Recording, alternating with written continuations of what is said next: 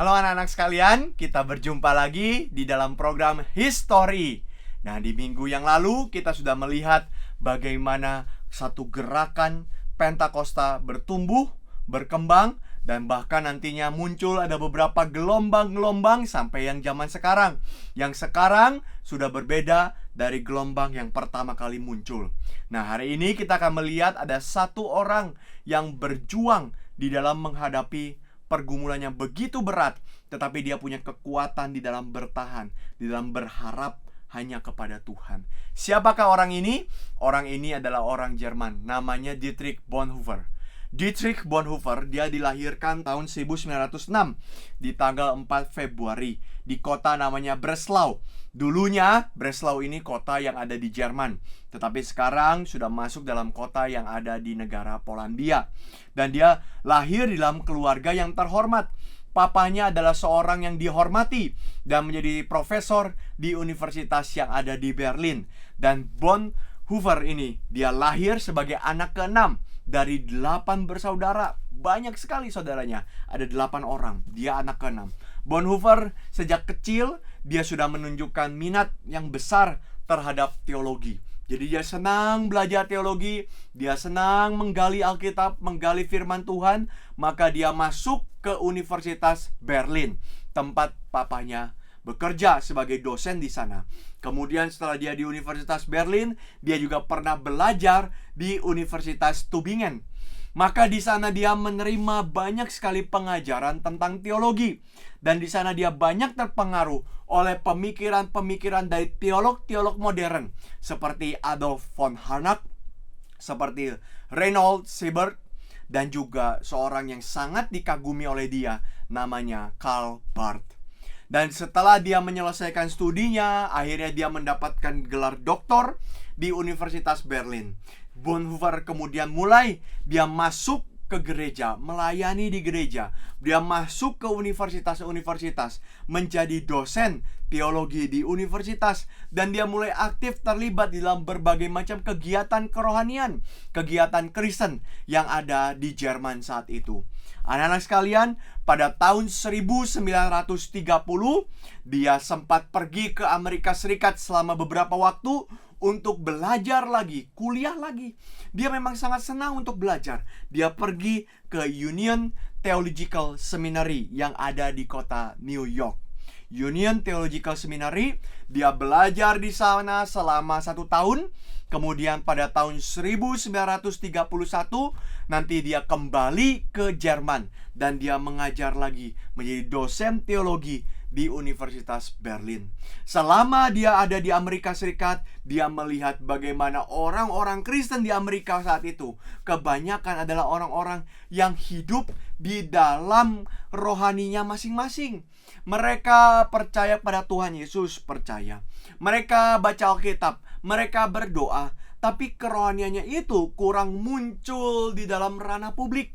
Harusnya mereka membawa iman Kristen ke kehidupan sosial. Mereka membawa iman Kristen ke kehidupan politik.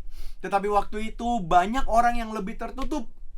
Kami orang Kristen, kami menjalankan kekristenan di dalam hidup kami masing-masing. Dan mereka tidak berpengaruh di dalam sosial dan politik. Maka ini yang membuat Bonhoeffer akhirnya berpikir, iman harus dimunculkan di tengah-tengah kehidupan masyarakat.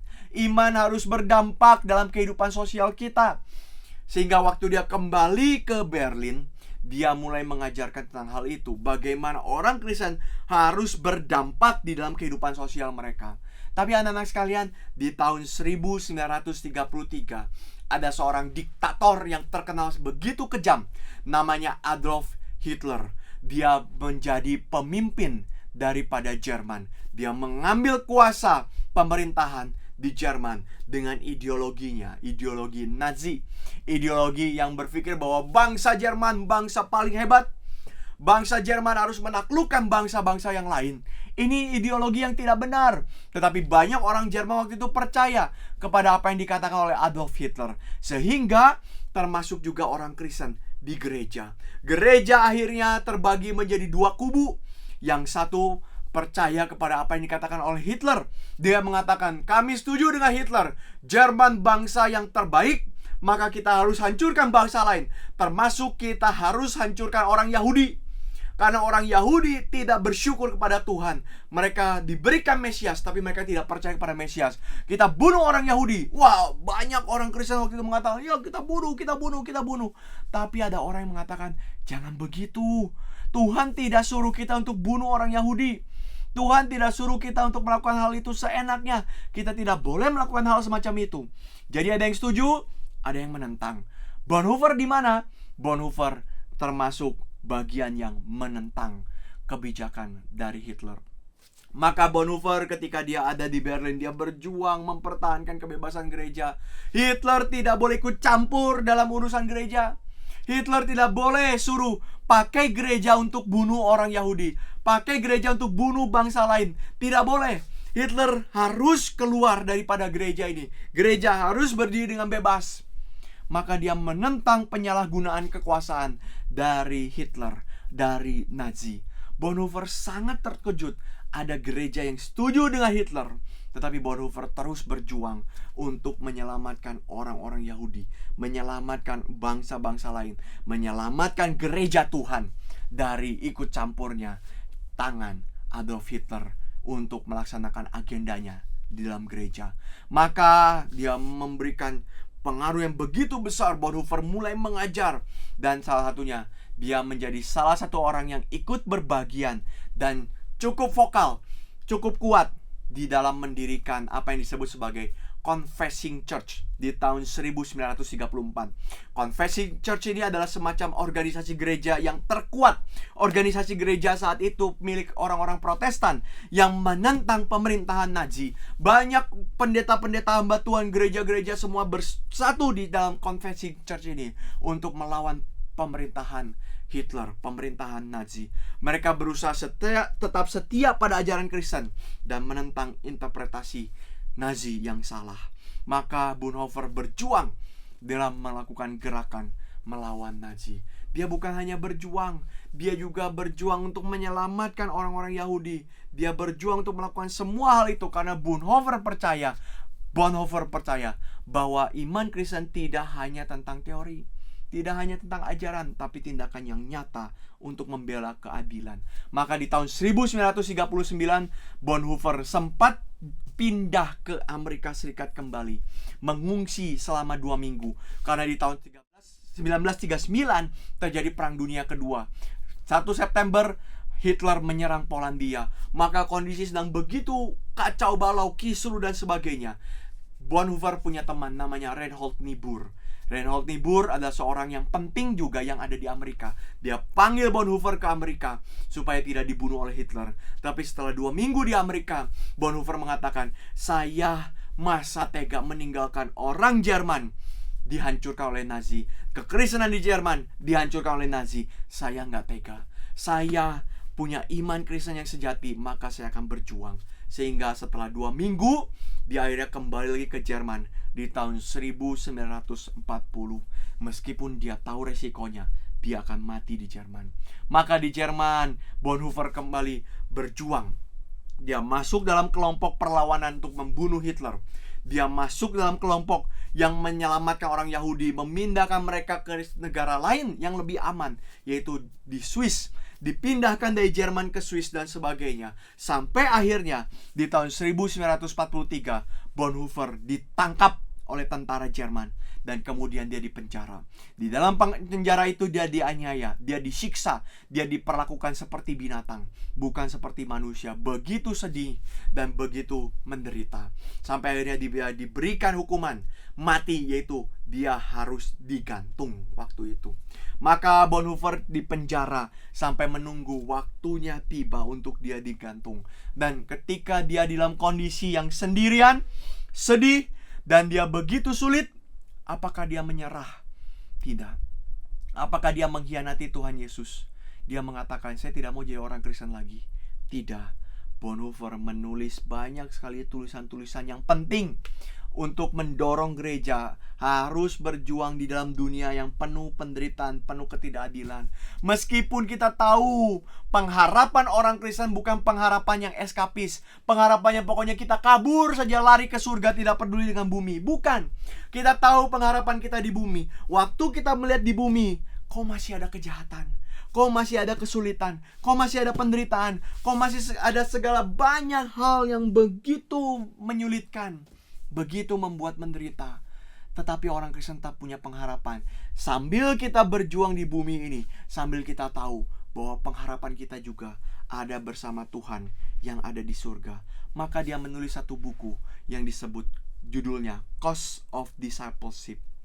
Anugerah yang mahal telah diberikan Tuhan kepada kita. Itu harusnya mengubah hati kita menjadi punya hati hamba di hadapan Bapa di surga. Sehingga meskipun kita menderita demi kebenaran, demi nama Tuhan. Tetapi anugerah yang murahan yang berasal dari pemerintah, anugerah yang murahan berasal dari rakyat, anugerah yang murahan berasal dari manusia yang memberikan kebebasan. Tapi itu anugerah yang murahan tidak akan mengarahkan kepada perubahan hidup apapun. Tetapi anugerah yang mahal dari Tuhan akan mengubah hidup kita, mengubah hati kita. Salah satu kalimat yang sangat menarik yang dia katakan demikian: harapan adalah hal yang serius dan kokoh. Dan ini bukan sekedar kita meminta sesuatu, bukan. Tetapi ini adalah komitmen iman. Anak-anak sekalian, dia tahu di tengah kondisi yang sulit, dia tetap punya harapan. Kenapa? Karena Tuhan akan datang kembali menghakimi seluruh kejahatan, menghakimi seluruh orang-orang jahat ini. Dan Tuhan akan menegakkan keadilannya sambil dia berjuang di bumi, sambil dia berharap ke surga sana. Maka sebelum dia dieksekusi mati, dia menulis sebuah puisi yang sangat indah. Judulnya By Gentle Powers. Oleh anugerah dinaungi, oleh anugerah kasih-Nya. Maka ini menjadi bukti keteguhan iman dia berpegang kepada Tuhan dan punya pengharapan yang keras. Bukan karena kondisi yang baik. Harapan tidak muncul karena ada kondisi yang baik. Harapan tidak muncul karena dia ditolong oleh orang. Harapan muncul karena Kristus telah hidup dan mati bagi dia. Ini menjadi komitmen iman yang begitu kuat untuk menjalani hidupnya. Maka pada tahun 1945, 9 April 1945, beberapa minggu saja sebelum Nazi akhirnya kalah dan Hitler akhirnya bunuh diri, Dietrich Bonhoeffer dieksekusi mati di kamp konsentrasi Flossenburg yang ada di Jerman. Maka anak-anak sekalian, Bonhoeffer dipandang sebagai contoh orang Kristen yang tidak hanya bicara-bicara tentang iman, saya percaya Tuhan Yesus, saya menjadi orang Kristen dan sebagainya. Tapi dia mengambil tindakan yang berani. Dia berkorban demi kebenaran, demi keadilan, bahkan harus mempertaruhkan nyawa.